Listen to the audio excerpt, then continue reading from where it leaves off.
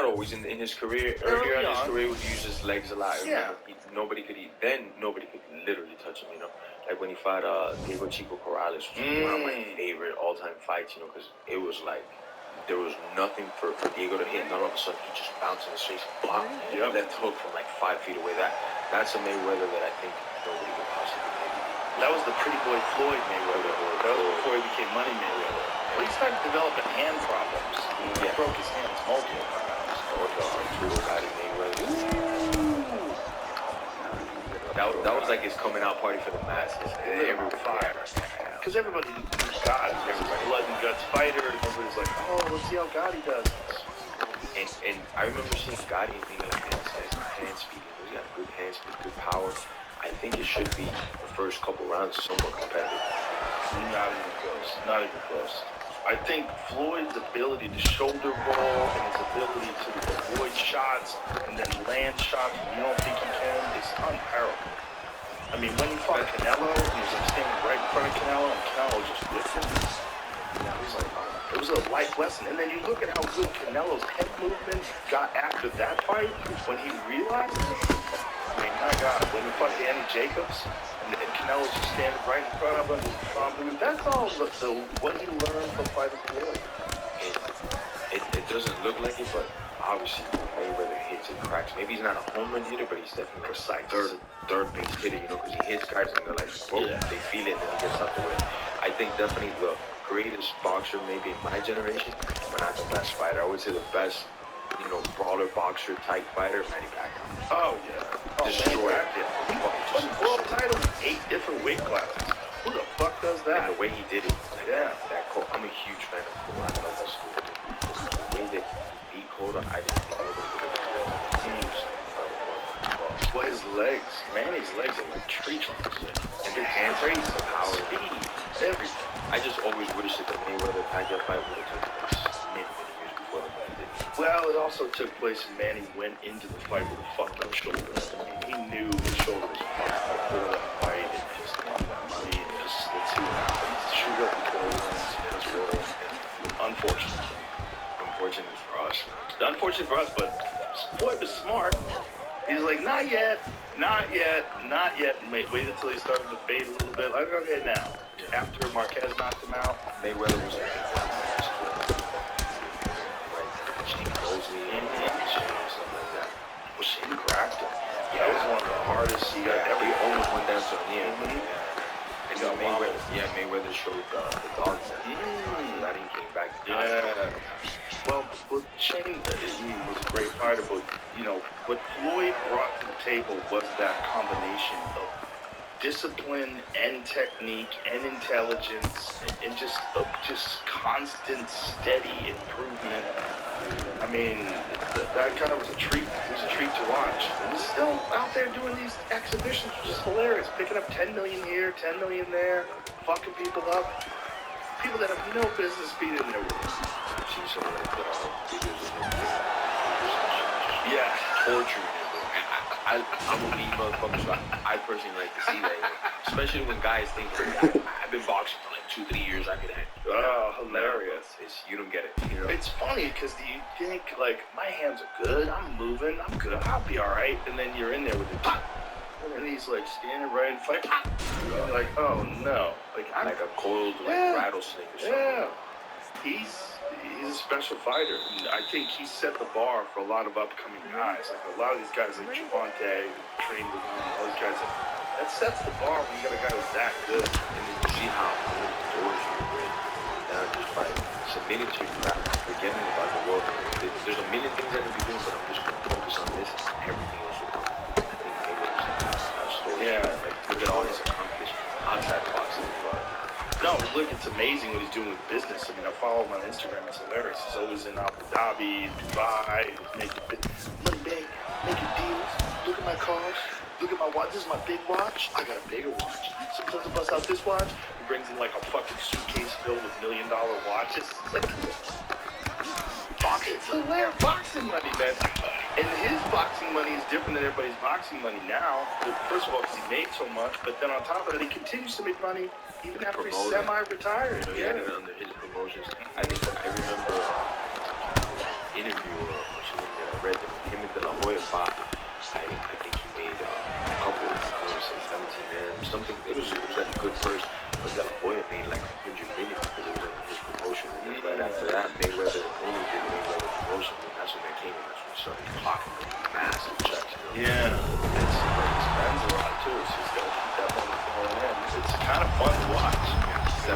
He's a character. But the fact that he goes over to Japan, fights Kenshin Nasukawa, who's like had no business in there. He's a 126 pounder. I would have liked to see that kickboxing. Oh my God, that would have fucked him up. Yeah, I would have paid people to see that kickboxing. Yeah, I really thought and he beat those fucking Japanese. Oh yeah. His kicks. Yeah. His kicks. Yeah, counter kicks. You know? Oh my God. And great hands for Muay Thai kickboxing. The speed, the accuracy. And he's one of the better striker fighters we've ever seen for that time period. No doubt. But he's tiny. He's so small compared to Mayweather. He just had no business. A lot of people, like my friends are like, "Yo, bro, that was a fixed fight." Like, no, it wasn't a fixed fight. There's a tiny guy against the best boxer of all time. Boxing. Yeah, in boxing. Just, there's no reason why they just should have been doing it. It's like, but he's able to get guys to fight him. I mean, he's got MMA guys lined up. He's all these different people lined up. He goes over and fights his exhibitions. It's amazing. Yeah, having fun, walking around with the ring card girl's card, dancing, not under no threat at all. And he's 46, 47 years old, still moves fantastic, still looks great. I heard he looks great. He doesn't drink, doesn't smoke. Yeah, he'll stay up late, but he's gonna go right back to sleep and regular train and constantly. He hasn't left the system, so I think that when any dude is like, man, I'm done with this, and then 3-4 years you pick it up, it might not be the same, especially age. Right. This is a guy that you can tell he's never done this. That the dude got hired a couple of weeks later. You know, you always see him going out doing something. That's everything. And that's like Bernard Hopkins, too. Same thing. Bernard Hopkins was world class up until he was 50, which was incredible. I mean, Bernard Hopkins beat a world champion when he was 50 years old. I mean, he was the most disciplined. And that's a guy that learned that from going to prison. Yeah. Went to prison, he's like, this is never happening to me. Completely different person. Ate clean, exercised, slept right, never did anything wrong, took care of his body, and still to this day he'll post videos of him working. I mean, he looks fantastic. Oh yeah. Oh my God, dude. He was in his prime. I mean, I remember when he fought Tito Trinidad, and everybody was counting him out. But then he grabbed the Puerto Rican flag, threw it down, and everybody was like, no, they were chasing him. Yeah, they were. I heard the Puerto Rican started breaking bottles over the security team's head and stuff like that. Like that was great. It was trying crazy. to sell pay-per-views. That's not a good thing to do it. Yeah. I know, but he pulled it off. In that fight, man, he established himself in that fight. I believe at that time it was like a lot of people think he was done because he was like in his late 30s. I think He's just getting started. he still has a record. I don't know. Or definitely got this. Maybe he was tied with Yeah, maybe. Yeah. I don't know what the record is in boxing, but I remember something stupid, 14 or 16 tied up against his crazy. But he's special in that, you know, like I remember watching him when he was just a middleweight champion and nobody knew who he was, and like there was a lot of people that were complaining about his style, that, you know, his style was boring because he would clinch guys, but then you realize like he's not getting hit. Yeah. Like he was so and frustrate guys, get them out of they lose their composure, and then he would start fucking them up. Yeah, sneaky right hook. Yeah. Sneaky left hook. That's did you Ladies remember and his fight gentlemen, with Roy referee Eve Jones? Levine That's when has also called you stop to this no contest Hopkins. at 1 minute, 39 seconds of the third round. Oh my God, the first fight. The second fight, you saw the difference because Roy was starting to slow down. Yeah, Bernard had such discipline and technique, whereas Roy in his prime, in my opinion, was the freak of all freaks. Yeah, agreed. The freak of all freaks. Playing basketball games before knocking people Yeah. the fuck out. Play a 2 full hours. game of basketball and then go and fuck Slam people up. dunking like he's jumping off a trampoline. His He is, speed. I believe it. He's a freak of freaks, man. His speed was insane. But he would throw a left hook instead of a jab. I mean, Constant. always throwing left hooks. And you just like when you're seeing, that's what's really crazy to me. Like if I'm seeing tape and I'm a fighter, I'm like, why I know he's gonna throw his left hook, so I'm gonna try to counter with this. And the speed and the setup is so out of this world that you don't even see it. You know, and it's a left hook. It's like something that we've been seeing our whole lives, and it takes a lot longer than this. You know, caught in that throw, especially the way he would throw it here, and boom, exploded. And people can't see it. The world's best couldn't see it. So I'm just with you, man. I've always thought that guy was a fucking hero. Yeah, during his prime, I think he's the greatest. I think he's the greatest middleweight ever. Like right up there. Greatest talent. Yeah, the greatest talent. I mean, he's talent. just speed, beyond speed. You know, when he could drop his hands and knock guys out, put his hands behind his back and knock guys out.